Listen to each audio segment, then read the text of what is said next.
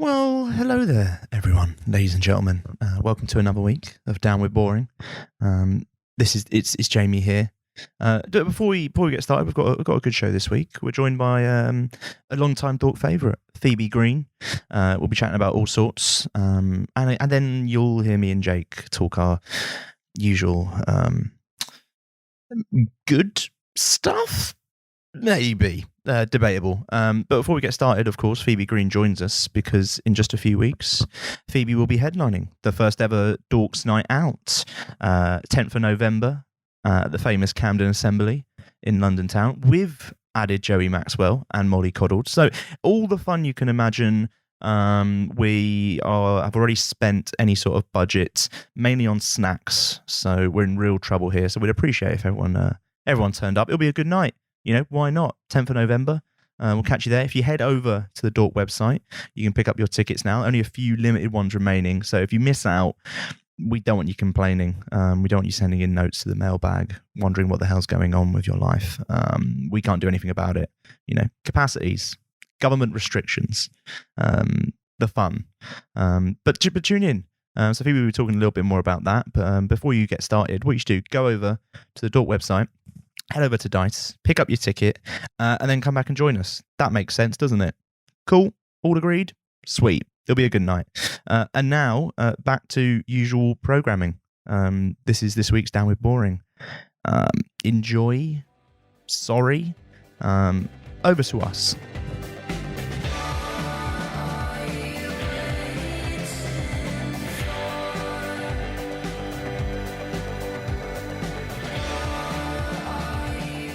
And here we are. We are. We're back. We're here back again. We're back. Another week. We had a week off because Jamie got gout and was hospitalised. Yeah, I tried to do the show with gout, and I just thought, we hold such high standards and quality to this show. I didn't want to bring it down. There's a surprising amount of dexterity required in doing this. It's not all vocal. We have to warm up. Yeah. One day when the money starts flowing in, obviously from our famous sponsorship deals, we can obviously afford maybe some video stuff, and you can see the fact that we have to dip and dive all over the place. We actually did a survey, a sort of a research paper, because we thought, if one of us is incapacitated, who could step in? Because of the technical ability and flexibility required to do this, the only person we found that could do it was Sting. Yeah, because he's so good at tantric sex. Very good. Yeah. That's famously that's what we share in common with Sting. It's a knowledge of tantric sex. Is that kind of where we are now? Is that? Well, I don't think we have the knowledge. We do have the raw ability to learn, though. Like when you see someone kicking a ball around in the park and you go, he could go far. Yes. I think if people saw the position I'm currently in, that could easily become something deeply erotic. Deeply. Yeah, it's effortless in our style. That's the reviews. It is, they try. At the very least. To Down with Boring, the most deeply erotic podcast available. It's that kind of week. Ladies and gentlemen. Speaking of deeply erotic things, Jamie. Yes. The heaving, pulsating sack that is the Dork mailbag. Sweet heavens. It arrives once again each week. Yeah, it was dropped by a mother crow onto my balcony this week. And after disposing of the crow in the standard way, by putting it in the big recycling bin and putting a brick on top of the lid, I have prized the sack away from the crow. But I've opened it. The bin, by the sounds of it. I've opened it. Yeah, the crow's in the bin. Right, okay. I've opened it, and unfortunately the crow has used the paper of the letters to line its nest, and so I could not recover the letters in the mailbag. So instead, I'm going to make two up. Right, and just hopefully that they line up with what was actually asked. Like telepathic almost, Yeah, so I'm feeling a Jerome. Yep. From Coventry, I believe. Oh, nice. Is asking. They're asking. Would you blinds or net curtains? That's what I'm hearing. That's what Do you come prefer through blinds from the spirits. or net curtains? That's what Jerome's asking. I prefer net curtains.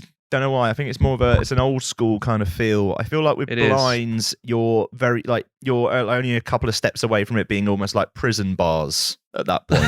So, or a dentist waiting room. Yeah, exactly. So I thought, the curtains are always a nice touch. But the problem is, obviously, once they get old very quickly, they collect dust probably more so Well, I think than a blind. blinds need dusting, whereas a net curtain, you can just stick it in the wash, can't you?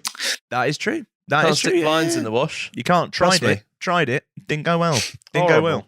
Broken. Falling apart. I'm more of a net curtain sort of person. What do you feel about? There's like people who have the curtains that are like multiple layers of curtain. So there's almost like there's a very thin one, for example, close to the window, and a slightly thicker one, and then obviously the big fellas. Well, I quite like that for a sort of bedroom because it's quite a blackout experience, isn't it? Yeah, yes, which is nice. But then waking up's always hard because you wake up and it still feels like nighttime, and then you open the curtain and it feels like you're being blinded by the golden gleam of the sun of another day. Yeah, my room in my where I live, where I my habitat, your home, as it's known. It's on like a street, and obviously there's like a street light, and the problem is it's right outside my window. Yeah, that's a bad vibe. So it kind of just shines constantly, so it's never complete darkness. But I suppose that's what comes from living in a city, light pollution. Yes, whereas when you're in a town or a village, there aren't any street lights. Is that what you're saying? It's more that the moon is the ultimate street light in those sort of places. I believe. Anyone who's in a village, the moon's not as bright as the sun. Why is that? Laziness. What, don't put the work in. It doesn't. No. It's a fair shout. I think it doesn't put the work in. You got to train. Sun is giving it. All the time. It's a as we've noted in the tantric style that we've opened with, a pulsating star. Yeah, the sun is Sting, and we're the moon. I'd say. Yeah. What we're basically saying, listeners, is Sting is good at shagging. He's a shagger. He is. He knocks about. He doesn't. He really gives off the vibe of someone that never wears shoes, though. Yes. So. Yeah. Someone. Yeah. He's like, going down the shops. Turns up without shoes on. Not even with flip flops. No, just nature's trainer. His soles must be rock hard at this point, almost like bricks on his feet. Pretty much, yeah. Well, I hope that answers the question from Jerome. From Jerome, that's come to you in spirit. Now, the second one. Yep, have a listen. Have a little think of the, get in the zone, get with the stars. What's it saying? I'm getting a Nebuchadnezzar from County Mayo in Ireland. A real specific that's what spirit. I'm getting. Yeah, a real specific one. And they say, "Hi, Dork." Hello. Through the spirit. Yeah, from the spirit world. They say, "Hi, Dork," and they say, "Jake, you're really talented. I really like you. Jamie, not so much, but hang in there. And how do you feel about diet soft drinks?" I hang in there. Hey, not me. That's Nebuchadnezzar. Hang in there. I don't know. You have to ask Nebuchadnezzar from County Mayo. Right? Yes, of course, because we've got a way of communicating. Because you are, a medium. Derek Acora over here.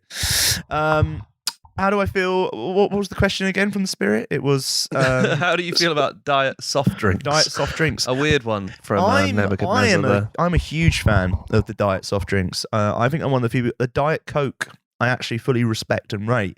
But the introduction of the zero sugar... Sorry, what? The zero sugar? Zero sugar. The zero sugar range, I think, has been a real revelation. I'm a huge fan of that. I'm always a fan of goes towards the zero sugar. A couple of things, though. What's in Diet Coke? When you look at the side, right? And it's just got 0% of everything you need in it. And you're like, well, what is it? Yeah, what are you? And what do you take out of obviously that main Coca-Cola, if you will? They take away the cola and replace it with diet. Yeah, it just kind of says, carbonated water, colour, phosphoric acid, sweeteners, natural flavourings, including caffeine. There you go. Acidity regulator. That sounds horrible. Yeah, right. So there's this urban legend, which I choose to believe because I quite like it. That that's famously what Diet Coke belief is of the so facts. weird, Yeah. right? That like it would make you be sick.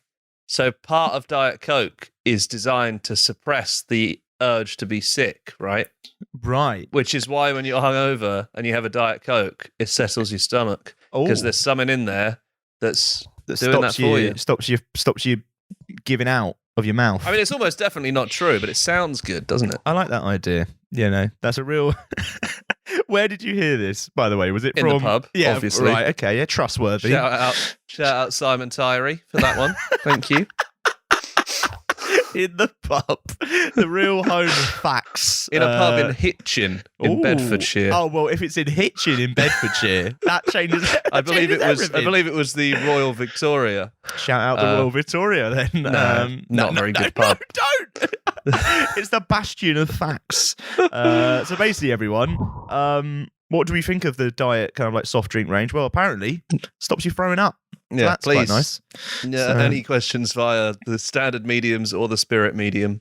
Yes, and of course for the mailbag. Sorry to the people that wrote in this week. No, we read out their questions anyway, didn't we? Yes, that's right. Thank you to Jerome and Nebuchadnezzar. Exactly. Thank you very much, and I'm glad that we now can do this telepathically. Always good. Send them in as always. Questions. Fire them over the usual routes, and now this one as well. Should we get into some music news? Yes, Jake? yes, we should. We have gone. While we do that, you tell me the first piece of news. In a highly professional move, I've just got to go over to my set of drawers and get my portable charger out because my phone's running out of battery. So any noises, don't be alarmed. This is what happens. This is the glamour of the world of this show, which you should know by now. Luckily, I keep it close at hand. What kind of chest? How many drawers are in your chest of drawers? Is just it a big two. one? It's more of an end table. Oh yeah. Found it in the street. That's how everyone in London gets all of their furniture. That's literally it. Just a constant circulation from house to house. That's how I find my shoes. Just at the end of the street. Just take it. It's one of those things. Is there a shoe shop at the end of the street? Yes, there is. Yeah, I can see the flaw in that. Let's get into the first music news, and that is now because we obviously missed last week. What we're doing is we're just jamming it all together, right? We are. We're jamming, as Bob Marley once sang before he died. You could have gone to bed. You could have gone to bed for 2 weeks, but we're here to now bring you back up to speed. Still only got 3 pieces of news. Only the 3, though. Only the 3. You could have been asleep for 2 weeks and we'd fill you in on 3 things. And one of them is nonsense. Let's start with Idols, who are back. Is that the nonsense? Already. Well, their album is called Crawler, and it's coming November the 12th. Very quick turnaround, not messing about. Only put out an album last year in That's true. Ultra Mono. So yeah, brand new album coming soon. Co-produced by Kenny Beats and Mark Bowen from the band. Turn around very quickly. They've dropped a new track as well as a little like here you go. It's called the Beachland Ballroom. Yeah, weird video though. Looks like he's in a Portaloo having a bad time. Maybe he was in a Portaloo. Yeah, maybe. We've all been there. We've all had that experience. But yeah, big return. Obviously, with Idols, I think when we talked about their last album, we were a little bit like, okay, this is good, but this is like the tipping point of they need to maybe try something else. Well, I think the thing with the last album was that whole kind of lead up that a lot of bands do, and it's like, it's like hip hop inspired. It's this, it's that, and then it comes out and it's just very similar, which is fine. Like, yeah. But yeah, I think with Idols, it's always been. Because they were one of the first of that sort of genre to make it really big, it's always felt like they should be leading more than they are, if that makes sense. So yeah, this one is a bit different. This track is a bit different. Still very much Idols, but yeah, kind of interesting to see how it goes, whether it will be something different. I think even if it's not, I mean, the last one was good. They're still great live. They're still a great band. Yeah. But would be good to see them take a couple more risks, I think. Yeah. And this is a good start to it. This is I'm a big fan of this song. Probably one of my favourites that they've ever done. So well done, Idols. Ever. And now you can listen to this forever because this show is the Beachland Ballroom. Yeah.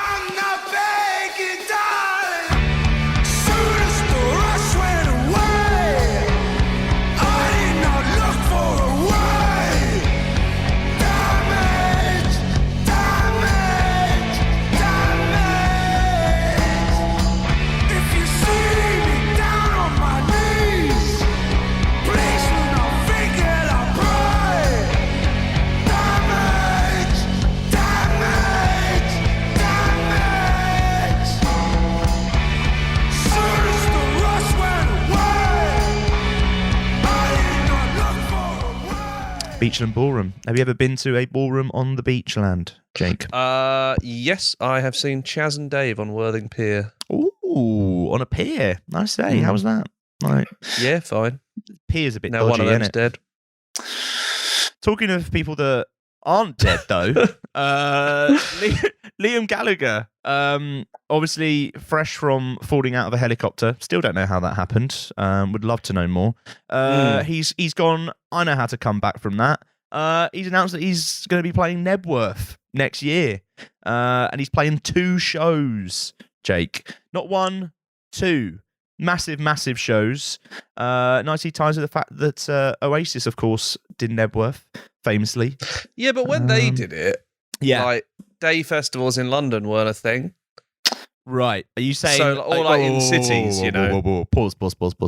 Are you trying to say that if Lovebox existed, yeah, Nebworth wouldn't have happened in 1996? Nebworth wouldn't have happened. No, you know, like when a band plays like Finsbury Park and they do a big old thing and it's them at Finsbury Park, or they play in Manchester and they do like the Etihad Stadium or something, right? Yeah, Old Trafford or something like that. Nebworth's in the fuck Nebworth, man. Like, it's so far away from everything. You forget where, like, people just think, oh, Nebworth, nearish London, right? It's not. It is not. I think technically Stevenage.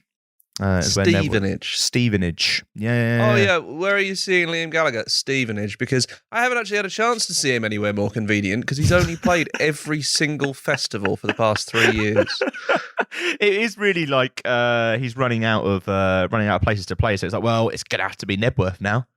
It's going to have to be Nebworth. What have they been doing with Nebworth since like Robbie played it?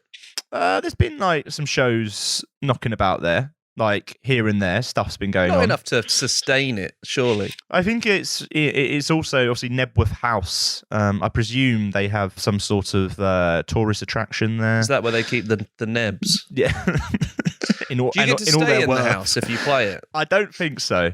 I don't think that's part of the criteria, if you will, that you get to stay in. Then. Yeah, I think you might have to stay in like a local travel lodge instead. So it's not quite the same, is it? To be honest, no, not great. No, but Nebworth is happening. Nebworth is happening. Do you think Bonehead could sell out Nebworth? Just thinking of which members of Oasis could sell out Nebworth. I mean, what's the order? Obviously, you've got Liam, who's literally done it now. I suppose is Bonehead above Noel? Maybe. Yes. Yeah, I'm sure he is. Yeah. I'm sure Bonehead's been doing all right. And then the other ones. Yes. Yeah. I reckon Bonehead could give it a go. Because you could say you're playing you're headlining Nebworth, right? But you could just do it to like 10 people, you know? Just be like, yeah, there's only a few people in here. I've got a pretty direct route to Nebworth from my flat, and Google Maps is telling me it would take me an hour and a half, involving a cab at the end. So is this you saying that you will be going and attending? Look, I don't think getting there's the problem, right? How many hundreds of thousands of people are there? 150,000? It's something like that. It's a lot. So it finishes, and 150,000 people go, how the fuck am I getting out of here? How many people do you think one train from like Stevenage could carry? 12 coaches. Let's say if you're being generous and you say like 200 or 300 people in a coach, which is definitely way over the limit. 300 people in a coach? Yeah, that's what I mean. I'm saying even in this ridiculous world where that could possibly be the scenario, then that's 3,600 people. So you need what? 10, 30, 40 trains? Welcome everyone to Down With Boring, the show where we talk about music, but our main concern is the pure logistics of getting to and from a gig. So what, they're going to put a load of coaches on? But again, how many fucking coaches do you need? There are people who do this job, Jake.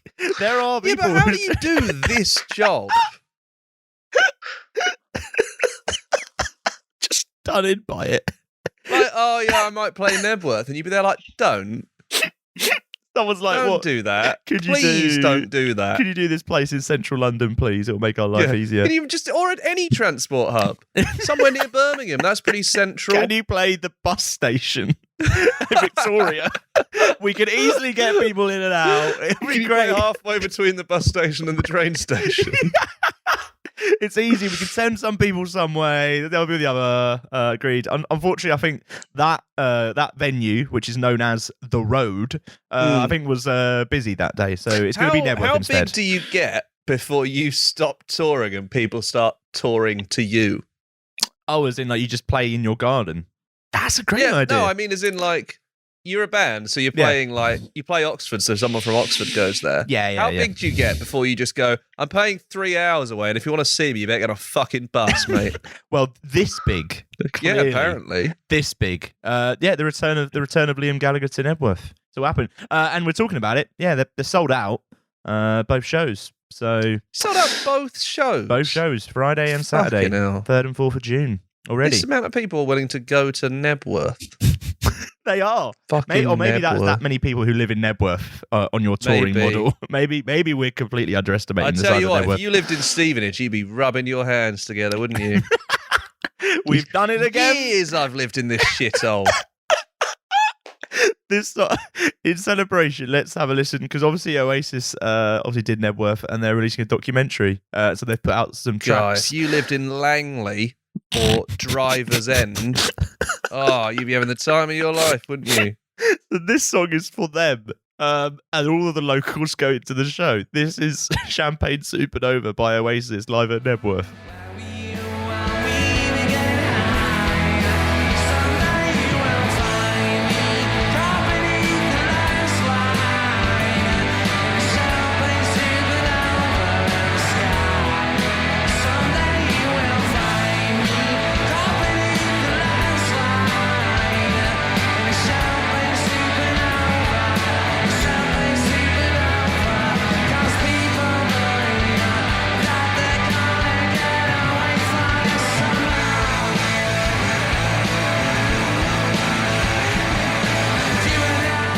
God, if you lived in Walmer Green, you'd be having the time of your life. The whole song. Datchworth. Jake's been doing this. Oh my God.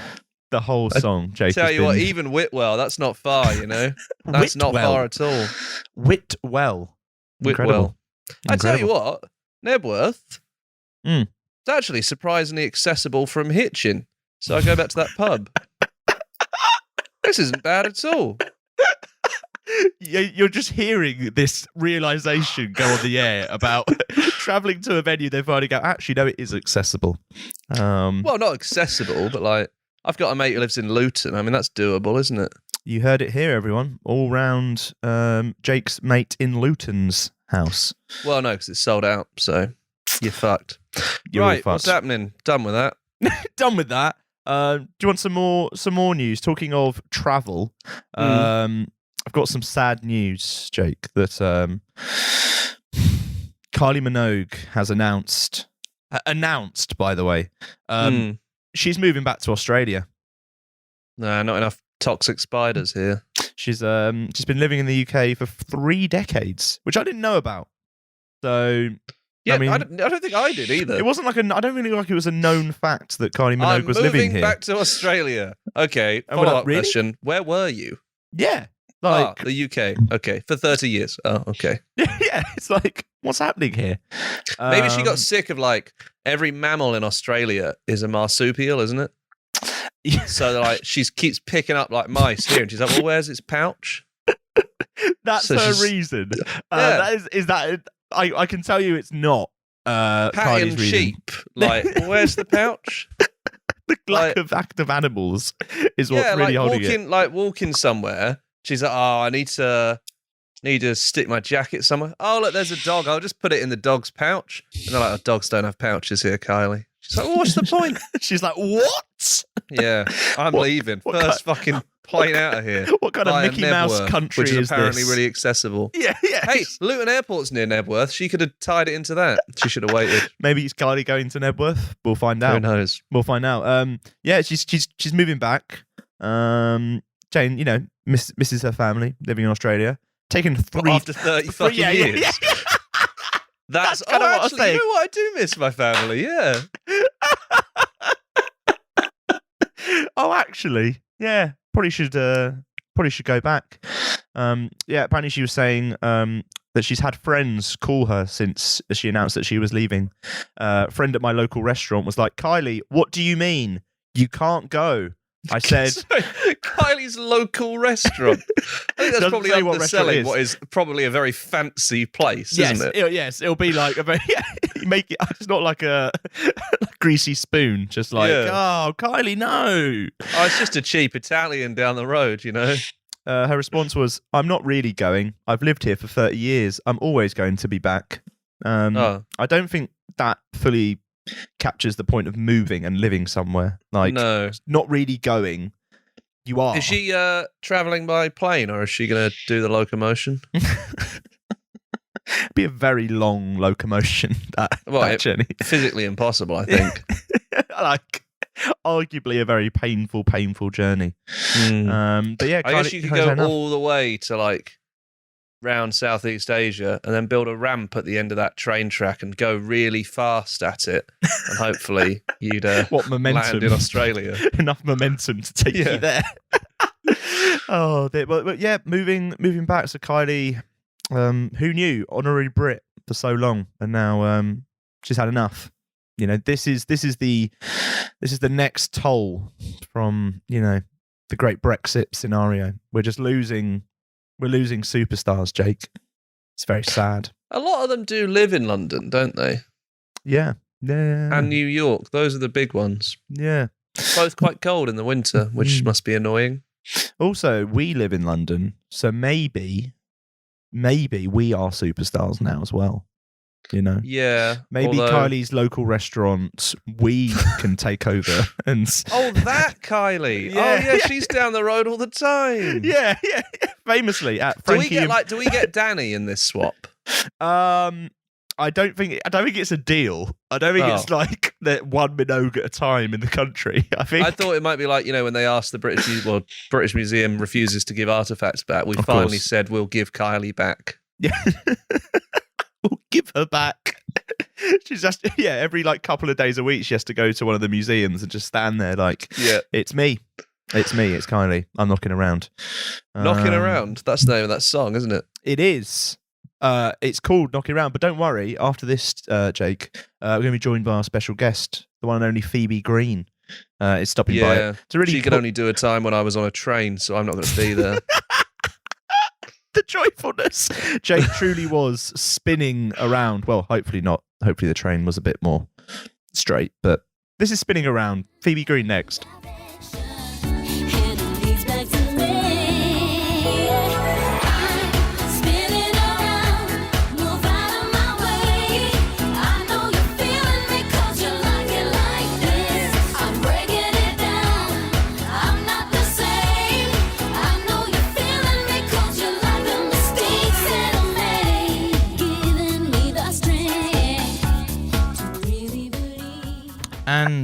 And we are back now. We are back from whatever music we played, because obviously we are so well prepared and we know exactly what was played just before us. But don't fear, we're here with Phoebe Green.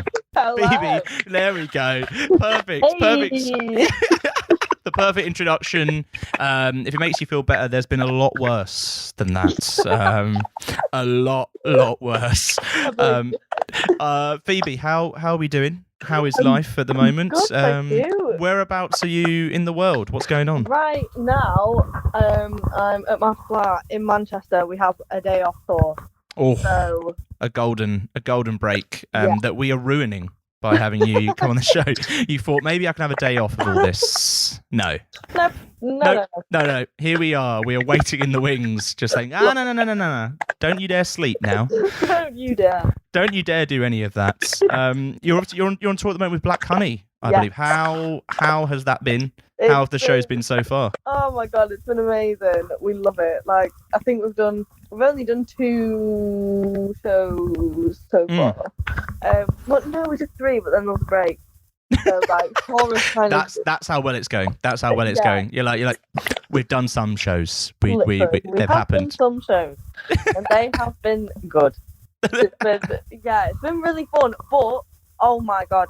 So when I'm nervous, especially on stage, and like I don't know what to say, I end up coming out with like things that just sound horrible. Like I was in Portsmouth the other day and I didn't know what to say, and I was like, "Oh, thank you for having us in Portsmouth. I've never been, and I'm not gonna lie, I've never heard of it." And everyone just kind of went silent, and I was like, "Oh my god, why did I say that?" It was so bad, and I was like, "Oh, you're all so nice." Yeah, but now I have. Stay silent. Oh my god. So, I won't lie, I've never heard of this place. literally, what is Portsmouth?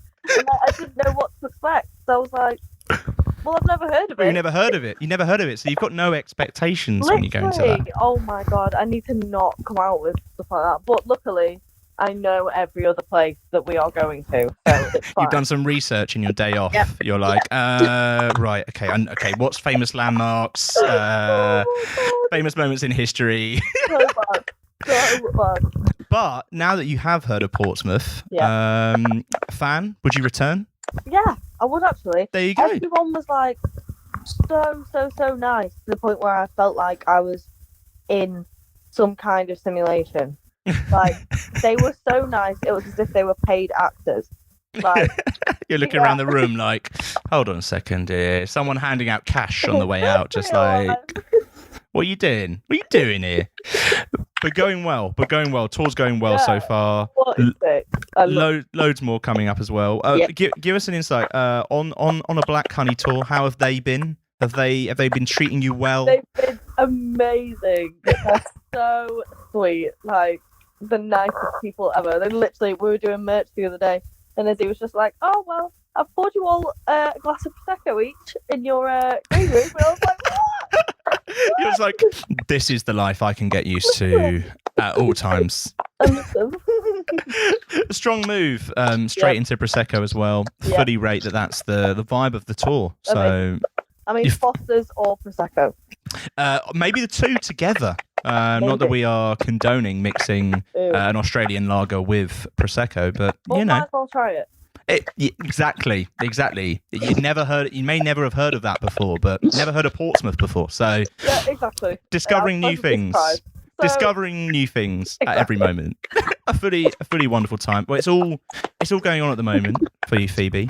Yeah. You've obviously we speak less than 24 hours after So Grown Up, the new track coming out. How does it feel getting that one out? How does it feel being out there in the world? So good. It's such a special song for me. So I don't know. Like I feel like recently I've been releasing kind of more upbeat singles. And I think this one, even though it still like sounds upbeat, it's like a really emotional song. So nice. It feels very vulnerable, but it feels good. Like that's the kind of music I love making. So yeah. Yeah, it's like a return to the vulnerable sadness. You know, there's only so much upbeatness you can have, really. Exactly. I'm all out of it. Have a bit of this. Look, it's getting into winter. You know, like, we get all just admit that we're depressed. Like, it's fine. Can we all just come together and just feel the sadness? Exactly. Is that the tag? That must be the tagline now for the album. Surely is just feel the sadness, guys. Like, oh my god, yeah. Can we? It's such a meme, like, but yeah, it works. It works. It comes in, and it must be great as well to kind of like see that reaction as well, kind of building. I guess over like this year as well, like kind of obviously putting out I Don't Know at the start of the year, and kind of now this. Like, is it nice just to kind of see this reaction? I guess building up as well. Can you feel that? Sure. Yeah, it's weird. Like last night, I kind of deliberately didn't look at like social media or anything like that. So I was like, I don't want it to impact like the way I feel about the release. Yeah. But yeah, I literally woke up to like 40 messages. I was just like, oh god. People liked it then. People liked it. That's not the when you wake up to that kind of like 40 messages, you're like, this either went really well. This either went really well, or something has gone terribly, terribly wrong. Exactly. And I woke up at 4 p.m. So you know, half of them were my mum saying, "Where are you? What are you doing?" And you're just like, "Look, I'm just really tired. All right, just really, really tired. I've had to go to bed. Maybe that's the way forward. Just sleep through the day after. Maybe just don't. Tremendous. Amazing. And I guess is this the direction of music people should kind of like expect going forward now for you, I guess, like, or is this kind of almost like one chapter and what's coming next might be something very, very different? Yeah, pretty much. Like, I think this is the last kind of indie sounding song that I've written. Like, I wrote it like around last Christmas, and since then I've been writing a lot more kind of electronic stuff. Nice. Like, yeah. The demos I've been doing are very much like beat, bass line, and like very much focused on the vocal rather than like creating a big kind of musical thing. I'm shit at instruments, so I'm just like, you know what? Cut it out. Yeah. Don't do it. Let's just avoid that. Let's just avoid the instrument part and just like get on to do it. Don't. So yeah, it's a lot more kind of it's a lot more electronic based, and it's more like alternative pop now. Nice. So yeah, it's exciting. Like I wanted to get the song out because I was like, well, it's definitely the end of some kind of chapter because it's the last kind of the last kind of indie thing I've done. So yeah. Is there any like I guess what kind of like inspired you to go maybe in this newer direction? Is it more just kind of like just what you're listening to basically at the moment, or like? So like I've been listening to a lot more kind of hip hop rap type stuff, and it's just made me realize how like if you're trying to tell a story, the focus has to be the vocal, like because otherwise it gets lost and you don't engage with the lyrics as much as you would if it was just a lot more minimal. So I think because nice. I've figured out like I've so much to say all the time. It's like the way to do it is either talk so you can fit it all in, or just don't overcrowd it. So, Yeah, that's it. You're like, look, this like I've got loads to say in this song. Everyone's like, I can't hear a word you're saying. Exactly. And you're like, brilliant. I'm glad everyone can connect to that. It's really appreciated on all counts. Exactly. So a lot more direct, a lot more going on, and I fully rate it. Has it been something that kind of like during this year you kind of like spent that time kind of almost being like, right, what do I want to do next? Like, have you kind of given yourself that time? Obviously, there's been a few festivals, a few bits going on, but for you, has that been the main focus this year? I think so. Yeah, we have done a lot more live stuff this year. Obviously, like post-COVID, it's been amazing. What, in comparison to last year, when obviously everyone famously? So yeah, I played 2 whole gigs. No, I did quite a lot. Like, amazing! The festival was sick because it was our first ever festival season, so it was mad, but incredible. Yeah, I don't know. I think the focus this year definitely has been writing because I've been working towards an album for ages now, but I just, especially like during COVID, I just was not inspired at all. I had nothing to write about because all of my songs come from like experiences or people or whatever, and like because there was nothing stimulating me whatsoever, there was nothing to write about. So I guess it's loads. I guess it's also like, there's some people were like, right, I've got all this time to write, but at the same time there's kind of nothing going on. Like, what are you going to write about? I guess like you're going to write about the front room, the TV, my nan. Yeah. Now that's an album I would like to hear. That is the next EP coming soon. Phoebe Green's Nan. Yeah. live, uncut. What is your nan's name? We'll give a shout out. She's called May. Shout out to May. Shout out to May. Huge. I expect down the front, of course, for the upcoming Dork's Night Out show as well. Yeah. Segwayed. Absolutely. Sure, that was good. That's the best I've ever done. I'll be honest with you. If you've ever heard the show, it really, that's the best it's ever gone. That is coming up soon though. Headlining Dork's Night Out, November the 10th, Camden Assembly. I've nailed the notes. It's all good. We've covered it.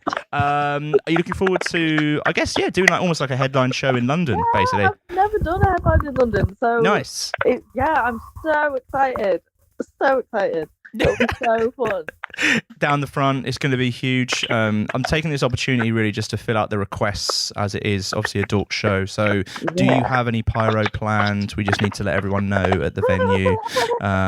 Do we need to get some confetti in? Well, I was planning on being like dropped down from a helicopter right onto the stage. Yeah. Fireworks for sure. Cool. Yeah, noting these down. Like a paddling pool with sharks. What, in the middle of the room? Or... Yeah. In the middle of the room, just so people stay. They're on edge. Their attention is there. It's a strong move. Do you reckon that the sharks are some of your potential target audience for your music? Or... I reckon so. I don't even know where I'm going to go with that. I thought that was going to be. I'm going to say something funny, and then I was like, what? My brain just stopped working. don't try too hard. Don't go for the sharks. All right, we'll make notes of that down in the diary. Rider requests in particular. Are you looking for anything in, like, we'll have to order it in now? Literally everything. Literally everything. Okay. Literally. Oh my god. Have you ever had dragon soup? You're gonna have to explain what the hell that is. Right. Dragon soup. I feel like I've been having this conversation like every day. It's so weird. It's basically this drink, and you can only get it in very specific off licenses. Right. And it's like 8% alcohol, and it's an energy drink. So it's insane. Like, it makes you feel like you're losing your mind. I'm just looking up at this. Yes, dragon soup. The can immediately has me thinking, okay, we're in a real world here. It tastes like WKD. Which is so dangerous. Like, there was a range of flavours, actually. Oh, yeah. Do you have a particular favourite? I like the dark fruit punch. Oh. And the blue raspberry one. Yeah, that's cool one. Incredible. Like, you will have two, and you can literally stop there. Like, you will be obliterated. See one. It's going to be that. If Dragon Soup, if you are listening, we do take brand partnership deals. Us and Phoebe. We've got a show coming up. If you can deliver it to the venue in time, pull through. Everyone gets a complimentary Dragon Soup. Oh my god. There's one flavour here called Venom. That's the alarming one, to be honest with you. Yeah, I think my friend had that, and she said, I can't remember what she said it tasted like. Oh, but I was like, either way, like, it just does not sound appealing. So, stick to the more tame flavours. I think that's probably why. Venom. I don't know what that would taste like. No. That's the alarming thing. No. High levels of caffeine. Please enjoy responsibly. Of course. Never. Never. The dragons. That you're not responsible. Like. Yes. Yeah. From first sip, really, you're in big danger. Exactly. Big Dragon Soup fans. I'm fully invested now as well, to be honest. So we're going to see if we can get some of that in for the show. Oh, yeah. What can people expect? I guess obviously playing a lot of this brand new music, but are we looking some more new tracks as well? Obviously doing this tour with Black Honey, I guess, is of course a nice little warm up before the scenes that comes. I think I feel like So Growing Up is the only like really new one that we're playing, and then I think after this tour we're gonna try and add in some more new ones. So maybe for the headline shows we'll have more new stuff. Nice. Yeah. We'll get in because this will be an exclusive chance. Exactly. This headline show will not happen again. There is more to come. Everybody has to be there. Everyone has to be there. It won't happen again. It won't happen again. We'll bring the pyro. We'll bring the dragon soup and the sharks. What more do you want, everyone? What more do you want? Night of their lives, honestly. Night of your lives. You heard it here first. Obviously, everyone, a quick note, go buy a ticket. It's available on Dice now. Go pick up a purchase. Do it now. Whilst you do that, see, we're going to help you out here because you can go and do that right now. And then by the time we finish listening to So Grown Up, you could have purchased this and you'll be done. We will be keeping an eye on the ticket counts whilst you do that. So let's have a listen. This is Phoebe Green, So Grown Up.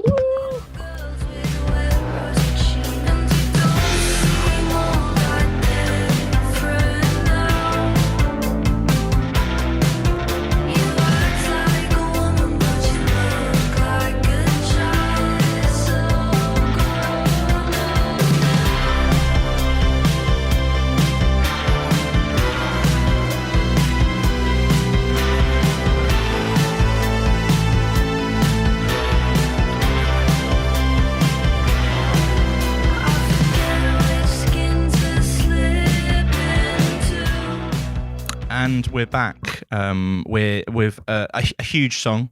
Incredible stuff, Phoebe. Thank you. A banger.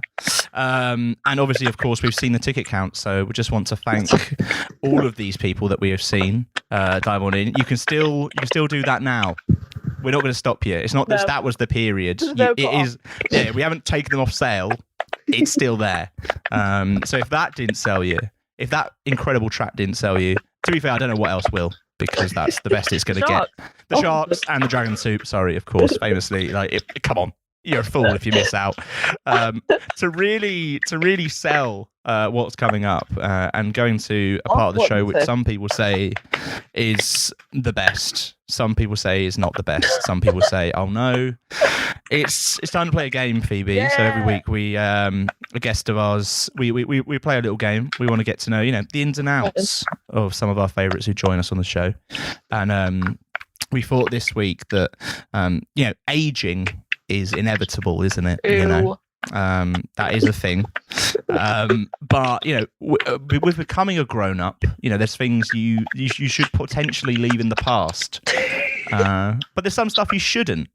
So we thought, who better than Phoebe Green, writer of So Grown Up, to tell us whether some of these situations, activities, things, whether they are so grown up or not so grown up. I love that. Done. Covered the basis.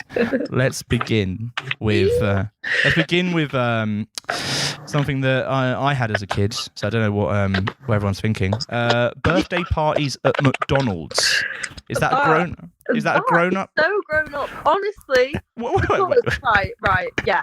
Do it. Honestly, live your best life, and also, if you don't have a birthday party at Mackey's and you go out like an adult, you'll end up at Mackey's anyway at the end of the night. So you're incredible thinking there. Yeah. Incredible thinking there. So you are correct. Well book a table. Skip out all of the the middle bit. Exactly. Just go to McDonald's. Book out a table. Mackey's. Let's not pretend like. What is your Mackey's order? What's your go-to?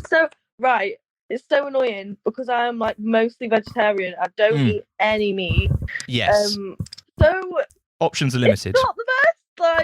After all that, after you're selling McDonald's so well. I know. Actually, it's not the best. But they're bringing out the new veggie burger, aren't they? So they are. That huge. Is going to be a life changer. And I've been me and the band, when we're in the van, we're literally if that burger comes out whilst we're on tour, that will save our lives. There's only so many Gregs I can eat. We've had enough of these vegan rolls, all right? Switch it up. We need something else. So McDonald's, if you are listening, hurry up, please. So might as well spend your night in McDonald's. Yeah, you're going to be there anyway. Have you ever had been to a birthday party there though, specifically with the ball pit? Do they bring the clown out? They don't. Well, I read something today that Ronald McDonald has actually technically been missing for 7 years. Yeah. No one's seen him. He hasn't been knocking about. No, he used to knock about a lot. He used to be about the restaurants, the kind of leaning in on people as they're trying to eat, which was a bit much. Which is a bit much. But he's been gone. Yeah, maybe that can stay in the past. Ronald, you've done your job. He's cancelled. Ronald McDonald cancelled. Gone. A very clear so grown up then for the birthday parties at McDonald's. Didn't even have to think about it. That was a very quick one. That was not even a debate. That was straight in, which I fully rate. Let's move on to Pixar animated films. So grown up, not so grown up. Right, this is a tough one because hit me. I hate. I feel like this is really gonna upset some people. Like, I hate the concept of adult cartoons. Like, right. It infuriates me. I'm like, look, it just makes me think of, like, I don't even know, like 40-odd-year-olds living with their parents playing video games in their childhood bedroom. Like, it just, really like makes my skin crawl.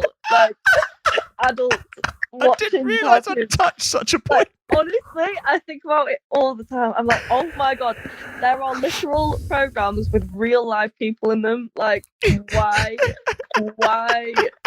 are you keeping this going? Like, oh my god, it makes me want to punch the TV. Like, honestly. Are we thinking more like, this isn't Pixar, this is the this thing. is you're talking about Family Guy. Yeah, oh my god. Honestly. There it is. American Dads. That sort of vibe. My god, yeah. Those are the strong no's. Oh my god, infuriating. But so what Pixar films, beautiful. Stunning, cinematic masterpiece.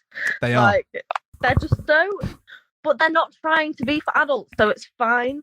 Like, yes, that's the fair point. enough if you want to watch a film that is like, I mean, they're not really made for kids, I guess, because there's a deeper meaning to a lot of these films. There's layers, you know? There's layers to it. And also, I can't talk because Shrek is literally one of my favourite films of all time. Of course, the original, of course, Shrek 1. The OG. And yes, of course. Yes. Shrek 2 that goes off. Like, Shrek 2 is so good. Like, is that the one where they have the talent show in it at the end? No, that's the first one. Oh my god! I'm falling apart. Do you know what? I feel like very few people know about this. Like, you know, are you talking about the karaoke thing at the end of the first film? No. Like a special DVD feature. I am aware of this special DVD feature. Oh my god, yes. I've unlocked something now. I've unlocked it. Welcome to the Shrek fan club here at Down with Boring. Oh, but then I'm thinking, which one was the talent show one? Oh, Far Away Idol was their name, and it had Simon Cowell in it. He popped up. Oh my god! Right, who thought of that? Like, who thought that was a good idea? I mean, it's funny. It is funny. I'll give them that. But what? That was the one where, so Pinocchio, I've got a list, by the way, of Far Away Idol and which characters sung which song. So you obviously had Disco Inferno by Donkey. Yeah. Banger without a doubt. Mr. Roboto, sung by Pinocchio. Love it. Hungry Like the Wolf by the Three Pigs and the Wolf. Yeah. Love that. Big classic. What else do we had? I Can See Clearly Now, sung by the Three Blind Mice, which was a strong move. Which was a strong move. Genius. Oh my. And I think my favourite, though, might have to be These Boots Are Made by Walking, Made for Walking, sung by Puss in Boots, Obviously. of course. The huge. I mean, we could just call this show off now and just play those. I'm sure there's a soundtrack album knocking about somewhere if we really want to see it. Oh my god. We will find that actually will be played in full after Phoebe Green's headline performance at Dork's Night Out. So again, get a ticket. It's there. But Pixar, that's a so grown up because I think so. Yeah, I mean that's fair. Yeah, and also parents will watch it with their kids. Like, you know, everyone enjoys it. Crowd pleaser, absolute crowd pleaser. A crowd pleaser indeed. But adult animations, get out of here. Yeah. Stop. Literally get out of my face. Stop that now. Another one. Another. Is it That's So Grown Up or Not So Grown Up? Drinking glasses of milk only. Absolutely abominable. Honestly. Get out of here. Stop Not that. so grown up. Absolutely no. I don't know anyone. In No. fact, I feel like my guitarist. Do you know what? I think Charlie, my guitarist, drinks milk, straight up milk, and like something's just not quite right about that. It's a bit odd, isn't it? It feels like a bygone era. That was something that happened. You know, you were allowed to do it 40 odd years ago. But why? That's Who thought that fine. was a good idea.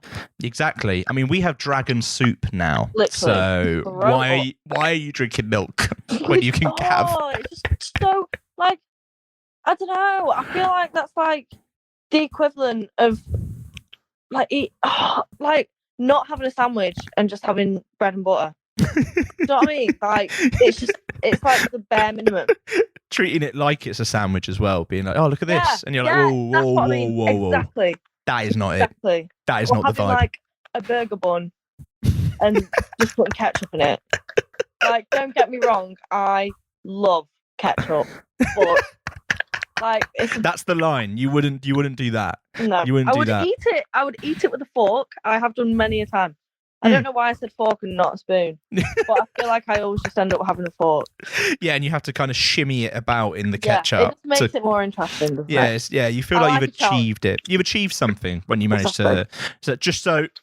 Just want to clarify, we started the conversation talking about drinking whole glasses of milk, and it's now going to, but I will use a fork to have just straight ketchup. Yeah. Cool. Just want to clarify that. I'm gay. I mean, I've done it. It works. It's great. No one likes to admit it, but it is a wonderful thing. It's down the throat. So very clear. Very clear. How do you feel about potato smileys? Banging. Absolutely banging. Huge. I love potato smileys. Like, oh my god, absolutely love them. I'm so glad you reminded me of their existence. I'm literally gonna go and get some. That's the dinner tonight. Sorted.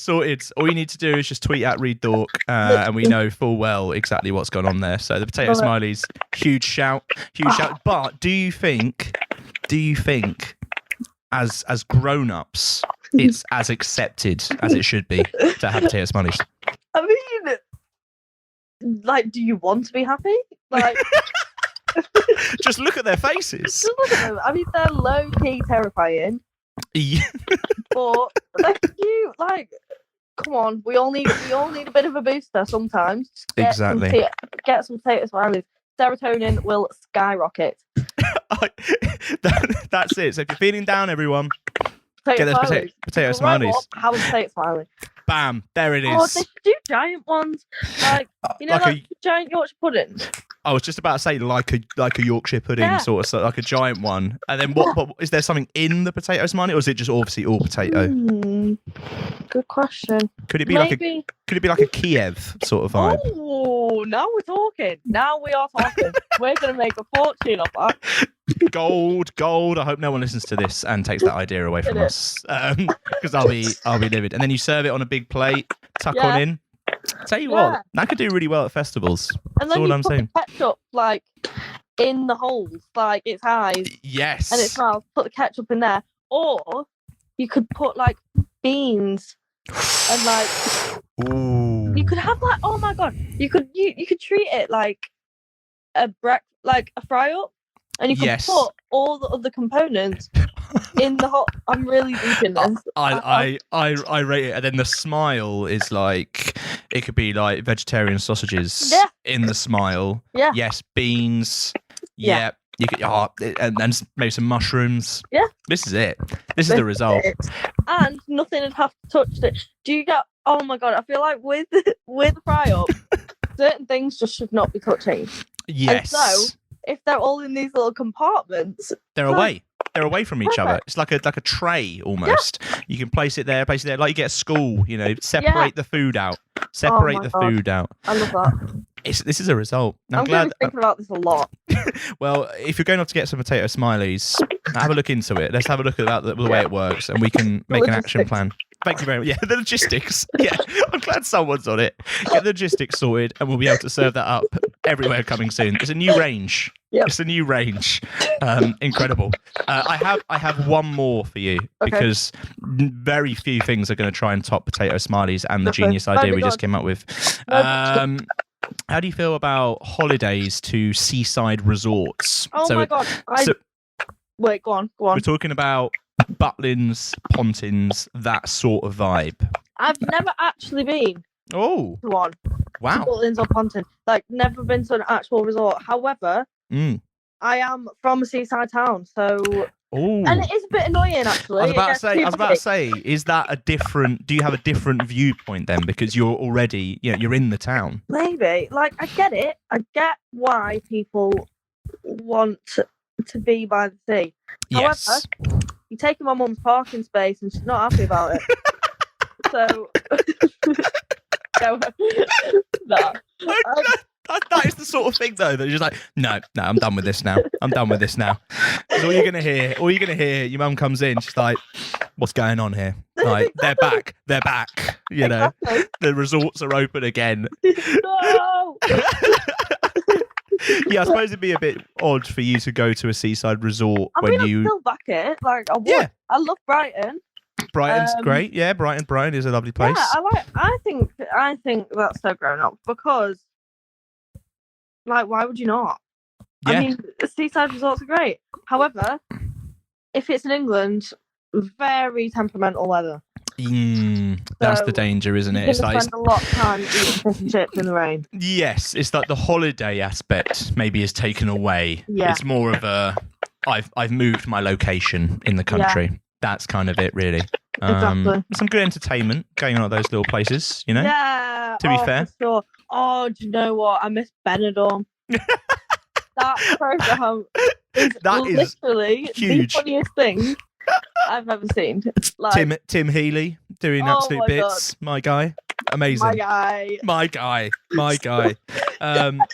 It's properly gone, hasn't it, Benidorm? There's no more series. I saw a live. Oh my God! This shows how much I love Benidorm, right? Please.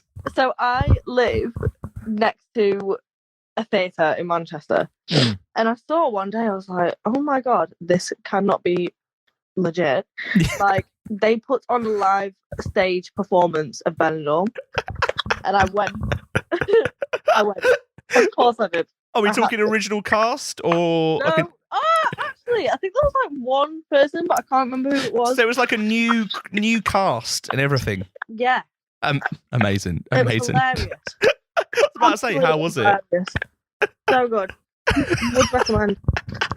So Benidorm on tour, that's coming up soon. Again, everyone keep an eye out. If you don't come to my gig, at least. Yeah. Please, yeah. You need to show proof if you're not coming to the show. Mm-hmm. At the very least, go to that, and we understand. The only valid excuse I will accept. And with a shout out to Benidorm on tour, and why you should probably go to that instead of any other shows.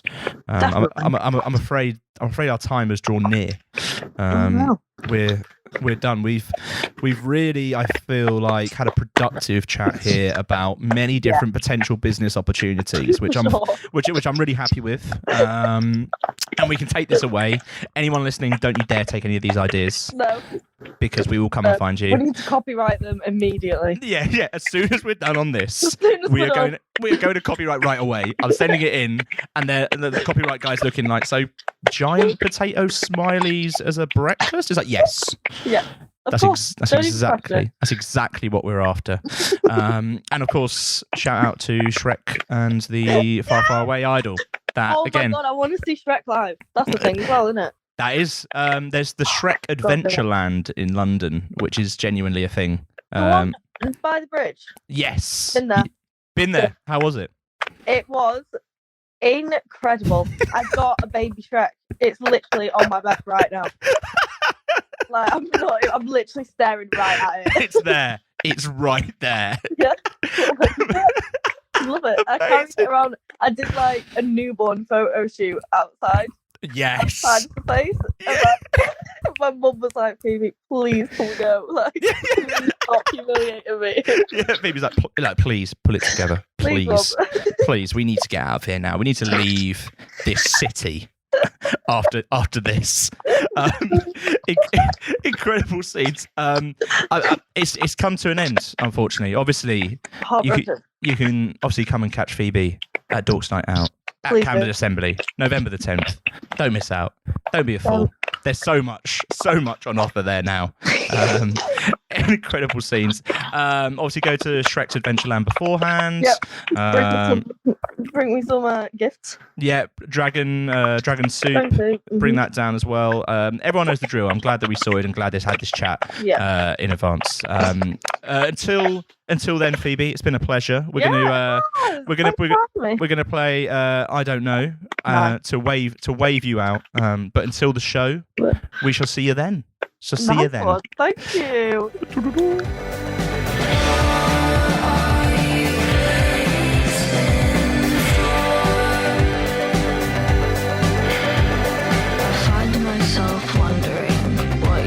Your therapist, did you mention my inability to be remotely intimate? I imagine what was said in response.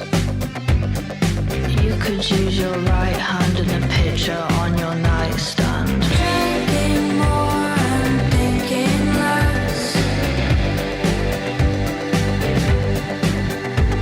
Becoming increasingly reckless. How was it? Miss anything? Wonderful. Phoebe Green. Legendary. There's some real insights there, Jake, that you've missed out on because of the train. Let's not forget. Likely with you at the helm, is it?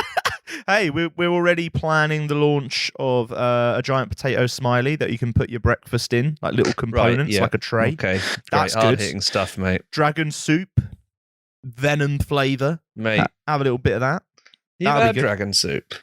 This is it. I've never had dragon soup. Phoebe it's fucking horrible.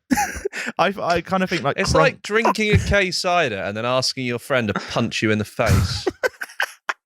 Well, there'll be loads of that at Dork's Night Out. Maybe not as much of the punching in the face. I think they discontinued it. I swear. Apparently not.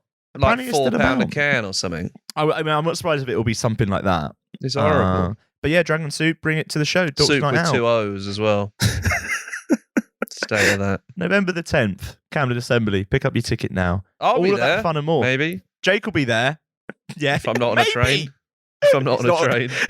Constantly on trains. Are we emceeing it? If we're not, we should definitely push for that. I mean, we could do that now, I suppose. This is when we pitch. I reckon we should compare it. Come on, local radio presenters. Is that going to be what's going to sell the gig even more? I think, or is that going to push people away? Don't really care. The sound of his own voice. We've already sold those, so yeah. We're like, whoever turns up, turns up. At the end of the day. But come down. Fun times. Pick up a ticket. Music, new pints, new dragon soup, new Camden Assembly. What is in the first can of the dragon soup new music special? I don't know, but it was shaken up. So when I opened it, I did get a wet leg. Hey? It's Wet Leg. And then you track Wet Dream. Which is apparently a dream where you sleepwalk into a swimming pool. Yes, that's exactly what a wet dream is. Completely. So yeah, Wet Leg, obviously, incredible band, came out of nowhere, got signed to Domino, have all the fans in the world, sold out Scala in about an hour. So gonna be huge. Now they have a second single. It's just as good as the first one, and also different to the first one, which is good. Yeah, that was the I guess not the concern, but people were like, "Oh, that's an amazing first track. Is there anything else, or is it just they've got one amazing track and the rest are?" Okay. And it turns out they've got two, and they're very different. And this one is, I mean, to be fair, they're both just as funny in that kind of deadpan way. Yeah. There is, obviously similarities, but this one I think is a lot more kind of upbeat. There's a lot more kind of melody to the singing. There's less of that kind of dry, like matter-of-fact delivery, although it's still there. And in the video, they are wearing lobster claws for some reason. Which I'm fully on board with. Oh, Fair yeah, play. 100%. Like, anybody who's like whacking out the lobster claws, fully in. So, although, one thing I don't like about this song is it's really, really catchy. So you find yourself, after listening to it, singing little bits of it, including like the refrain, touching yourself over and over again. Which won't exactly go down to well. Be singing. Not great to just be sitting there going, touching yourself, touching yourself. Yeah, it doesn't go down well when you're walking down the aisle at Asda. No, it doesn't. Security out cheeses. Yeah, security really don't like that. So maybe just be prepared. Maybe sing a part of the song that's a little bit more PG, apart from the touching yourself. What, that's like I was in your wet dream? Yeah, real filth. This track, actually. A little bit of blue. Anyway. Yes. Wet leg, wet dream. Buffalo 66 on DVD. Said, baby, do you want to come home with me? I got Buffalo 66 on DVD. Hit me up, count me in. 3, 2, 1, let's begin. Here we go, here we go, here we go, here we go, here we go. I was in your wet dream, driving in my car. What makes you think you're good enough to think about me when you're touching yourself, touching yourself? A banger. Touching yourself, touching yourself. Touching yourself. We're going to stop touching. No, I'm not even going to go there. Let's go on to You're another not even going to promise something you can't check.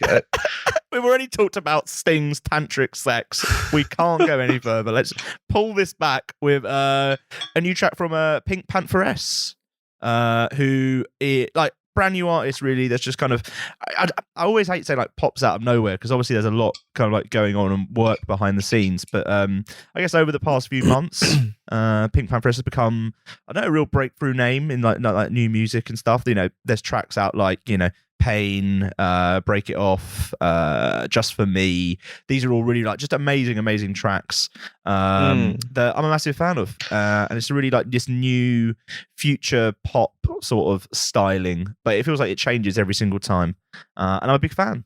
Big fan. She's also announced a debut mixtape, To Hell With It, which is coming out October the 15th. Strong words. So the next week. It's all going on.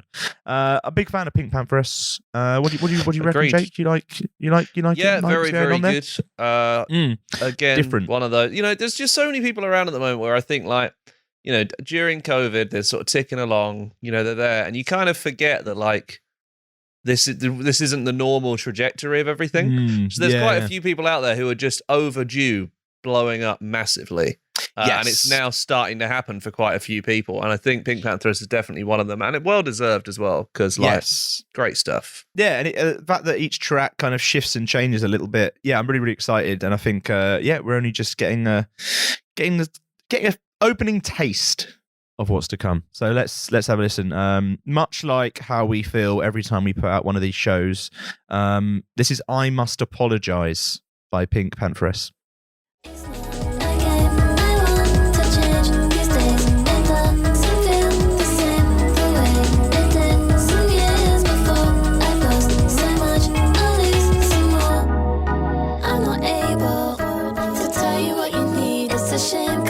They say I should be honest more one day. I'm sure I'll figure out the reason I was telling lies for.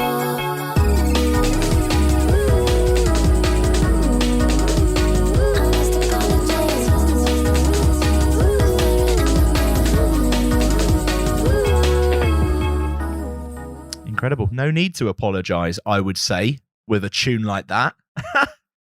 Well, am I right? I don't think that, you know, you can still apologise for other stuff, Jamie. Yeah, it's true. Life is a complex and rich tapestry. Yeah, while some next squares week, of the patchwork quilt may need no apology, there may be other squares that do. For example, killing a cat with your car by mistake, or I don't think I've done that. Don't think I've. Just me. Ashnikko has got two new songs. Not messing around, but we're only going to play one. Ashnikko, of course, friend of the show. Yes. Yeah. Feels Sweet. far too huge for us to be saying that, but very kindly gave us some time at Reading. Was great fun. Is also excellent. Yes. Yeah. Released 2 new tracks. So after the Demi Devil mixtape, which we loved, and these 2 are, I quite like these because the kind of concept behind them, as she said, is like she was healthy, career was going great, everything was good, but she felt like shit. Yeah. These songs were written about, like, you know, I think it's this thing, I think, with, like, you know, mental health. A lot of people do think it is, and it can be tied to circumstance and stuff like that. But yeah, just this thing where she's saying everything was absolutely great, but because of my brain chemistry, I felt like absolute shit. And then she's saying, like, that annoyed me. Like, I was there being annoyed at myself for not being happy. And these 2 songs kind of work through that. And they're both great. But I really, really enjoy Panic Attacks in Paradise because it's kind of that slower side of things. Which I think she's kind of less known for. She's done a lot, you know, done a lot of stuff like it, but I do enjoy that sort of change of pace in it. And I just think it's a great track. And I just really, really enjoy the kind of matter-of-fact way that in the quotes that come with it and in the songs themselves, she is just dealing with, like, you know, she's in paradise, but having a panic attack, you know? No, I think... like, because we obviously we saw Ashnikko at Reading, didn't we? And it was like a fully high intensity show, absolutely going off, like an absolute superstar already there. I think showing this different side is just really, really interesting. And yeah, it just confirms, I think, to us that Ashnikko is already taking over, and it's only going to get bigger from here. So same as I was saying, PinkPantheress, like, you know, playing 2 Kentish Town forums, both sold out pretty much instantly for Ashnikko because there was so long where everyone was becoming a fan and couldn't do anything about it. So and now I think we're going to see a lot of acts that play a venue that might seem like the right size for where they are, like 1 mixtape in, and it just sells out in 3 seconds flat because there's so much appetite for it at the moment. Yes, big fan, and like, Ashnikko, I mean, Liam Gallagher, you know. He's playing Nebworth twice, up and comer. If only he's gone bigger. Like, where? Yeah, well, the thing is, I think with Liam Gallagher, he's announced this new album, and everyone's really excited to hear where he goes next. It's probably going to be quite experimental. It's going to sound really good and be vibrant and good. And he's not going to lean on the old classics. No, at all. Never does. Always changing. A similar creative mindset to Ashnikko, of course. Yes, 100%. This is Panic Attacks in Paradise by Ashnikko. More comfortable in bad situations, sucker for a little devastation, and this always happens. Panic attacks in paradise. When you collide as I'm terrified, I swear I'm not crying, the sun's just bright. I'm having the best time of my life. Panic attacks in paradise, hyperventilating under candy skies, telling myself Wonderful stuff. I've got one more. A tiny stone in my sock. What's that all about? Oh, what Please kind of do. Entertain yourself. big? How big are we looking here? What kind of Tiny, I just said. is it? Just what is it? You just feel it at the bottom of your soul. I hate that when it happens. I can't get it out. Please talk about a track while I take my sock off. Oh, hello. Again, the show continues to throw a little bit of juice on the fire. A little bit of that. Let's talk about wallows then, whilst you play with your feet. We're big fans of wallows, of course. Featured on the cover of the magazine last year. Last August. And they're back with a brand new track called I Don't Want to Talk, which, they're kind of like first new music since they put out their EP, Remote, back in February. And you know what's annoying? I've taken the sock off and I don't know where the stone is now. What do you mean? It's just on the floor? I imagine so. I really wanted to see how big it was and I can't. Oh, no. Well, you might step on it. Watch out when you're walking around after this. I will you might Far be it for me to derail things, though. What were you saying? I was just saying wallows are great. They are very, very good. And big fan of their debut album, which came out. I mean, it's mental to think that came out, like a couple of years ago now, but Nothing Happens, which was really, really great. Massive fan of that. And they're just really, really good at this sort of like, almost like early Music. 80s. Yeah, that's it. Early 80s kind of, I don't know, like glammy, gloomy sort of like indie pop, and it's really good. Gloomy indie. Glammy, gloomy indie, coming soon to a venue near you. And I'm a massive fan of this. But what they're doing is it's constantly refreshed. It feels like everything they do, and it feels like even though that was really great, it doesn't feel like they've yet reached that point of like, right, this is them at full pelt yet. And that's not a bad thing. I think it's interesting to be like, you can put out an album like that before and put out the tracks that they have and it'd be so good, and then still feel like, oh, but there's more they can get to. There's a lot of potential to get even bigger, and this song, I think kind of proves that really. I'm looking forward to seeing where they go, obviously, with the next album, and it's always good me fun. Too. It's always good fun, that's what you want music, Jake, is a bit of fun, a bit of energy. Just play this song, Jamie. This is what Jake says to me every day. I don't want to talk. I don't want to. Not alright, but I don't need comfort. I don't want to talk. So could you tell me that it's over? Tell me that it's over. Tell me that it's over now. That I could shut this off.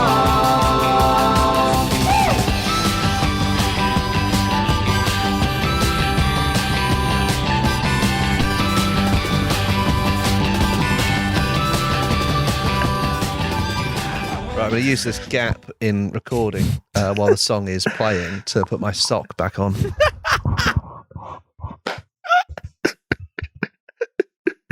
How big is this sock?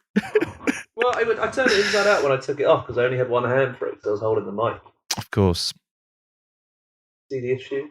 You mocked me, but you didn't see the issue. You didn't see the perils that was going on. How big is this sock? As if that would make a difference. Right, okay. All Right. good. There we go. Wallows. I don't want to talk. Incredible stuff. And that's just a snapshot of the past 2 weeks. We tried to condense it down as much as we could. There's a lot of really other good music out there. So head to the Dork website where you can read all about it. We've got to sell, Jake. We've got to sell. I suppose. We are just pound coins in like the listening life of to it. words? Maybe you'll like reading words. Because then you don't have to listen to us, I suppose. That's true. You can read them in your own voice. You can read them in someone else's voice. Like Morgan You could Freeman. watch a film with Christopher Walken in it, Yeah. and then you can read the Dork website in his voice. Yeah. Or Louis Armstrong's voice.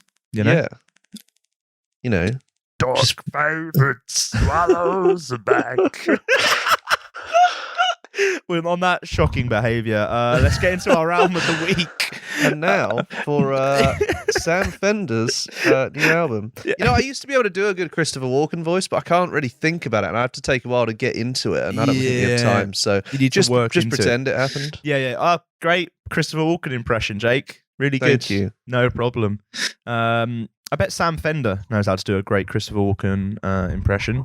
But we're not talking about his impressions. We're talking about his album. And by that, it's his big second album. 17 Going Under. Second album Second. from Sam Fender. That is... Wow.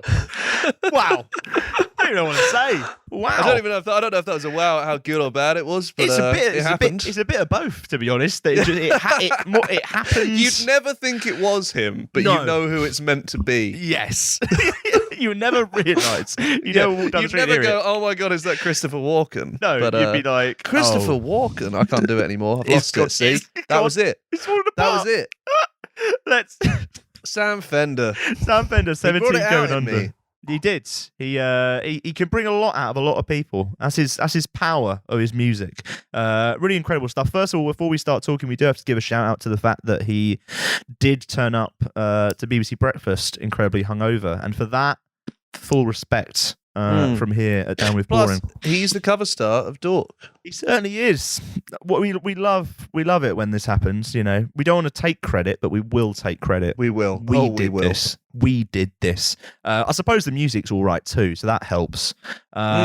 Big second album from Sam. Obviously, Hypersonic Missiles, the debut, went down very, very well. Obviously, huge plaudits all over the board. And I think a lot of expectation for this album and see where he goes next. It's crazy, but he's obviously gone far beyond that. I think so, yeah. And just with an amazing album that just builds on everything he's done before, but I don't know, just bigger, bolder. Really, really amazing stuff. And I think he's managed to do it really well.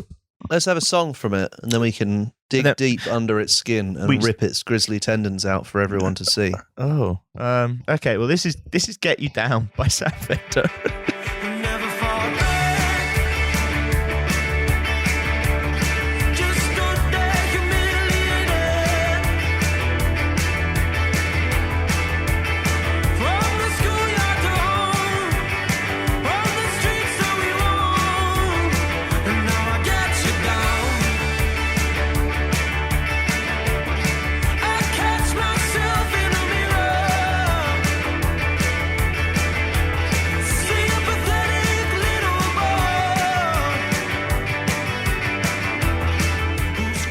There it is. I love this album. Yeah. What I love about this album is, I think in the first album, there was kind of that political stuff in there, you know? Yeah, he touched but this it was one, there, yeah. What I love about it is, like, he's a working class lad, right? He's from a deprived area.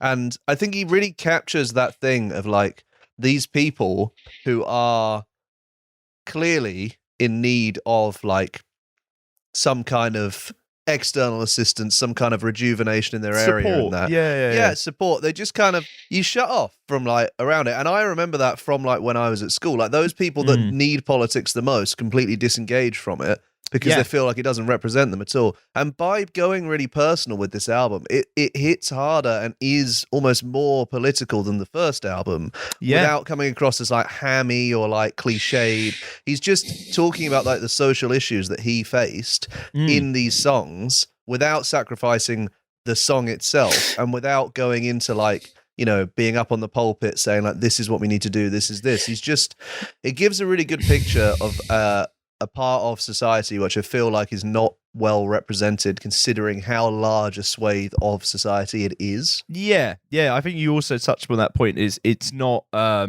maybe on that first album there were times where it was almost a bit too direct, like you know, I don't say I love that album, but it was like, oh right, here we go, he's saying something now. Whereas with this album, he kind of there's paints nuance these here, stories. isn't there? Yeah. It's like a stories in each of these songs, which comes with a greater message. It's not just like, bam, here's what I'm saying, hear this. Plus, it's also not, you know, there's songs here with real like, quite grim subject matter. Yeah, but they're not done like in the kind of easy way of doing it, which is like acoustic guitar, sad, like, you know, oh, this is terrible. He's making anthems. They're just anthems with actual lyrics that, you know, it's both. It's bangers that also, when you listen to them, have like a lot of depth to them.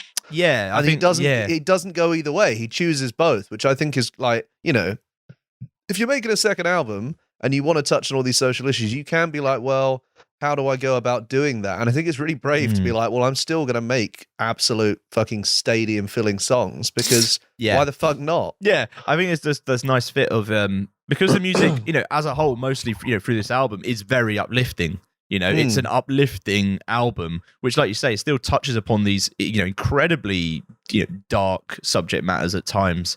But because it is with this kind of sense of this uplifting, you know, perseverance, I guess, that kind of reigns through. And that, I guess, comes from the style of music. You know, people do like to reference him as Springsteen, and there is definitely that crossover in the sense of it's a similar thing where, you know, Springsteen is writing about these, you know, incredibly, I don't know, like everyday situations from people and I who've think forgotten. It's good to have that for, like, you know, Newcastle, for Northern England. Like Springsteen obviously did it about like New Jersey and stuff like that. And it's kind of, I think it's cool to hear about it as an outsider kind of looking in. But I imagine if you're from that area, you don't often get someone, you know, writing something which you can fully identify with to that extent. Yeah. It's like the same with like, you know, US hip hop versus grime, right? If you are in a like black diaspora community in the UK, one of those is going to speak to you more than the other because it's about things that you've experienced. And there is a real lack of that, I think, with working class voices in the UK. Yeah. Like, And I think, and especially in the UK outside of London. So yeah, I think this really does fill a big gap there. And also, there's the other thing with like, even if you didn't speak English and you listen to this, you'd love the album. Yeah. So it's always like that's just an added like bonus. That's like, an added bonus. This album's great, and also actually very deep, very perceptive. Really touches on social issues, and it's got a saxophone in it. What more do you want? It's true. The saxophone takes it every single point, doesn't it? Every single moment. I tell you what, though, he really does remind me of Bruce Banner, the Hulk. Right, okay. What makes you wait, go on, explain this connection then. Bruce Banner, the Hulk. Yes. I think that the interesting thing about Bruce Banner, obviously, is that when he was the Hulk, he was big. He was the anthems. He was the stadium filler. You know, he was strong. The boss. Yeah. And then he was the boss, as he was known. In New Jersey, where he's from. Yeah. The Hulk. And then when he goes back to being Bruce Banner, it turns out he's really smart. And he could write these really good lyrics, and tour with the band and do 2.5 hour sets. You know, can he? That's what the Hulk, that Bruce Banner could do. Yep, I think so. Yeah, I for some reason I haven't come across Bruce Banner's solo stuff, but maybe. Well, he plays under the name Bruce Springsteen. I think. Okay. Yes, it's a character thing. Is it? Is that what you're trying to say? Yeah. Right. Okay. Yeah. Similarities I can see with Sam Fender. Clearly, it all ties over. It does. Amazing stuff. Well, let's think of Bruce Banner, maybe. By listening to, I guess, another track from the album, which, one of the highlights I think for me is the album closer, which is the dying light. So let's have a listen.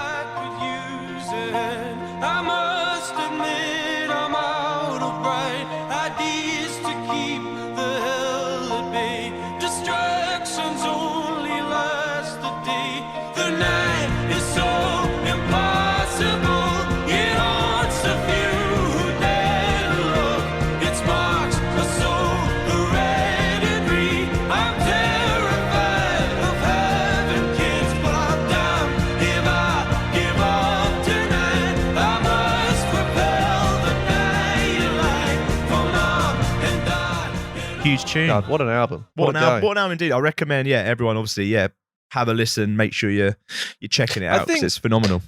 Like My Hometown by Bruce Springsteen is a song about a place I've never been, an experience I've never had, and a culture I am not a part of, and is still so deeply evocative that by the end of it you feel like intense melancholy for like the loss of that place. And I feel like that's a lot of like this album from. I've never been to Newcastle. No. I've never lived the life that Sam Fender's lived. But you still, by the end of it, you're like, wow. You feel this deep sense of almost like you have just been through that. Yeah, it's like he has this ability to be like one of us, if you know what I mean. There's that feeling of just, even though he's doing these huge songs. Jesus. Yeah, don't get me wrong. We are far below Sam Fender. We are the pits, if you will. He's my age, and I can happily say I've accomplished nothing. With my life. This man is far better than we are in every single sense. So kudos, Sam Fender. 17 going under. Big album. It's right, okay. It's that time. Yeah. Do you want to do it in Louis Armstrong's voice? How can I do that? Sorry, stop. Do you want me to do it as Christopher Walken? The tweets of the week. Tweets of the week. No, I can't do anymore. And now it's the tweets of the week with me, Christopher Walken. Was the tweet on the Friday, the Saturday? This is only for. I'm sorry, anyone listening. This is only probably entertaining the two of us. So, it literally is it. That's literally all. The first tweet. Yes, the first tweet is from a little band called Feet. They're friends of the show. They're consistently entertaining on Twitter. Certainly Any band who is concerned they're not getting into the tweets of the week section, as I know a lot of you are. Yep, we hear about it all the time when we see each other at shows. Yeah, you just need to be better at Twitter. Feet have tweeted, we might break up over George's mash sandwich, and mash sandwiches in quotation marks. What do you think, Jamie? A mash sandwich. So I'm imagining white bread buttered with mash in the middle. I actually didn't even think it was going to be buttered by the sounds of that. Maybe That's not. just like, I've there got one big question about the mash sandwich. Yeah. How do you eat it? Because when you when you bite a sandwich, you obviously compact it. So surely the mash just squeezes out the sides of the sandwich. I guess it's like, have you ever had a chicken and stuffing one from Sainsbury's? It's quite mushy. Like it's mushy. So actually, the texture isn't exactly my problem here. I think the bit that throws me is just the weight of it. That's a beast of a sandwich. That if it's mashed, that's true. It is a bread potato sandwich, and it is hefty in all of its ambition. I don't know. I mean, I could live with it if you had some like sort of gravy. Maybe on top of it in the sandwich. No, on top of it. So it becomes like it's the sort of place that those very expensive like cool sandwich shops in London would sell. It'd be like a mashed toasty. Mashed. Ooh. So you see all the edges of the bread and toast it, and then you've got the mashed pocket in the middle. Do you know what? I could go for that. We started this tweets of the week thinking, what the hell is that? And now we're here like, this is genius. So we're on Team George. I think so. Yeah. Justice for George. Yeah. I mean, we don't. What we want is an image of it because we're going off our own thinking here of what the mash sandwich could be. But for example, his could look, a real fucking state. To be frank with you, good. That's true. So we will go with the concept. We give a green light. We need to see further proof of the sandwich. We do to fully decide on that, but that's decent enough. A mash sandwich. Interesting. But that's not all for weird food. That's what splits them up, though. That would be an interesting development. That's true. Yeah. But yeah, what? Sorry, you say there's something else? Yeah, there's more Twitter. weird food in tweets of the week. What's happening? Well, why don't you explain this one? It's your tweet, mate. I certainly do, and it's Dionne Warwick. I know. Finally gets her chance on this show. Finally ticks it off. Yeah, finally. We've been waiting for a long time to try and get her on. Still won't come on, but has talked about this. So, let's give you a little backdrop. Dionne has just put a tweet out there saying, it took me 40 minutes to remember how to do this. And bearing in mind she is, a hugely successful American singer, written like some of the biggest songs of all time. She's an incredible songwriter. Reached the age now of 80, and she's gone, right, I've got to have a go at this. So she's just put, it took me 40 minutes to remember how to do this. And she has blocked Hellmann's, the condiment manufacturer. The condiment manufacturer, right? And there's no context there, right? There's no context there from what we can see at the start. So everyone's kind of like, what's happened? Like, what's happened here? She's then done a little bit of further explanation and said, to those asking why, they want us to put mayonnaise in our coffee. I won't tolerate it. I really don't know what to say about the idea of mayonnaise in coffee. Mayonnaise. I know that would be horrible, but I can't work out what it would taste like. I can't actually imagine what that would be like. I just know it would be bad. I'm the closest I can get is, when you put like coffee mates, like dried milk. Yeah, I quite like coffee mate. Yeah, it's quite good. I feel like it's something along those lines, almost like a syrupy kind of like caramel sort of flavouring. But it's got egg in it. That's where your problem's going to be. And the oil as well. Surely the oil would float to the top. Oh, surely it would just immediately curdle. Yeah. Like, you just immediately, like, it's going to be so bad. You would throw up from it. I cannot think about how bad that is going to be. Like, that is going to be worse than getting home from Nebworth.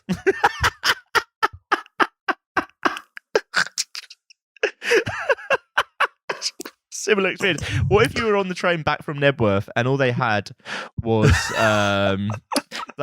we've got some teas and coffees on the thing. Oh my gee, sorry, I'm looking through this Twitter now of Hellmann's, and there are people doing it. There are people putting people the mayo. People do anything, man. People don't have any morals anymore. Since the decline of Christianity in this country, people will do anything. What have they put?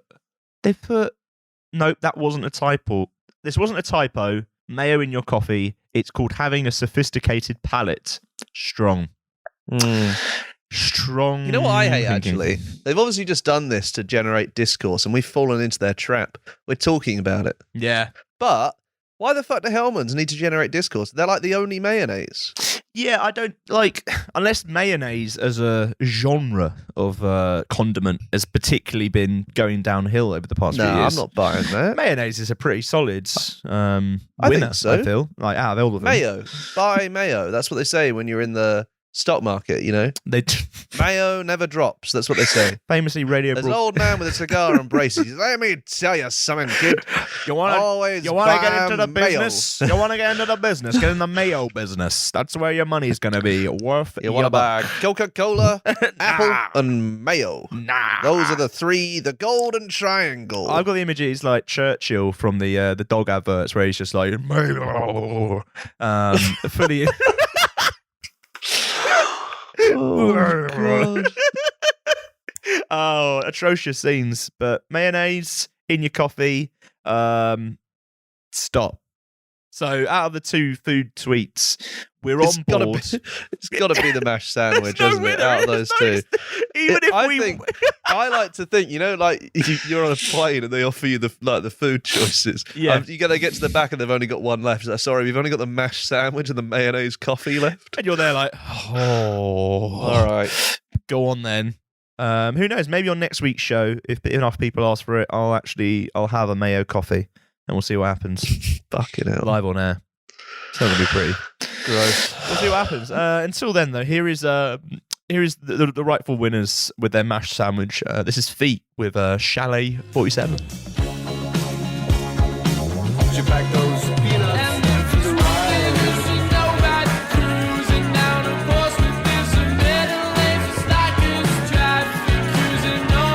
For the ride.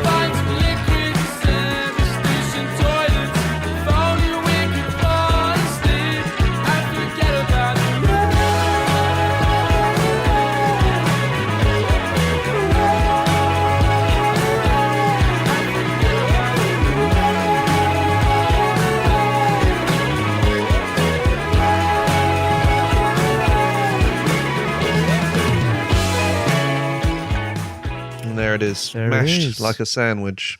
It's much like we are after another show and another week. Thank you to Phoebe Green for coming on. Yes, thank Again, you, Phoebe. we Sorry shall- I couldn't be there, but He was on a train. I was. To Nebworth. And I'll be on a train to the Camden Assembly for your gig. We certainly shall. Dorks Night Out. Go get your tickets now. That's all we've got time for, isn't it? So, Jamie, is. any predictions for the next week? Yeah. Reckon I'll probably throw up about 5 times doing this mayo coffee thing. Okay. Yeah. Then maybe, I don't know, go to a gig. Maybe they'll announce a gig in, like, I don't know, another stately home, and Liam Gallagher will play that as well, because why not? Maybe I'll tell you what, mate. Birds. Not going to be long before he's playing gigs in the care home. Am I right? Got him. Yeah. Him. Zing. Got him. What about you, Jake? What do you reckon? What do you reckon might happen next week? I think the lead singer of Shed 7 is going to see what Liam Gallagher's doing and book 3 nights at Nebworth, not sell any tickets and bankrupt himself. Good luck, Rick Witter, is what I'll How say. do you know? How do you know? Honestly. I forget many things, but for But some you know reason, that. that's in my head. That's taken up space in my memory. Right. Well, slow decline. that's it for another week. Thank you It for is. joining us.